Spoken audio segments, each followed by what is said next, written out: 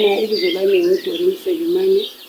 Ngithanda ukukhuluma ngama-challenges esihlangane lawo eze-cross border. Ukuvala kwamabhoda kuyenze impilo zethu zaba nzima njengama-cross border, ngoba ngithe ngikhangela izinto esiziphathisayo kathesi sisebenzisa ama-runners ziyadura, le mali esizibhadalayo zinkulu, ziningi kakhulu, ukwenza ukuthi sigcine sesithola less profit entweni esizithengisayo. Njalo kuyabe kuzodinga ukuthi nxa sesiwodile sesibuye sesidurisa kakhulu into leziyana, abantu abasathengi. So ama-profit ethu lama-sales ethu sesiba malutshwana ngenxa yokuvalwa kwamabhoda.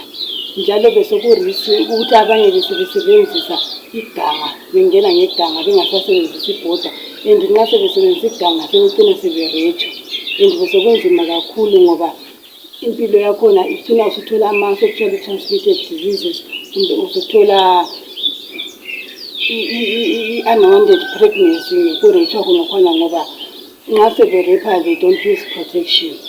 And then ukuvula kwebhoda lokhu, yebo sithabile ukuthi ibhoda livuliwe, kodwa i-challenge sesilayo, imali asiselayo oyokuhoda. Sesile-challenge yokuthi loba ibhoda livuliwe, ukuthi siyocrossa ibhoda ngenxa ye-PCR lefunakalayo ye-60 visa, thina imali yakhona silayo. So sekuphonguba yikuthaba kwenhliziyo nje ukuthi ibhoda livuliwe, kodwa sekuyi-challenge ukuthi loba livuliwe uyalicrossa uthini ungelayo imali yakhona esikhwameni yokuthi uhode njalo ukwanise ukuthi uthathe i-PCR test le. So yi-challenge enkulu kakhulu ukuthi sesithabile ibhoda livuliwe, kodwa imali zethu beseziphelile ngokuhlala sisendlini, sithenga izinto ezidurayo, siphakela ukudla abantwana etafuleni, sibhadala irent, so ibhizinesi zethu beseziwile.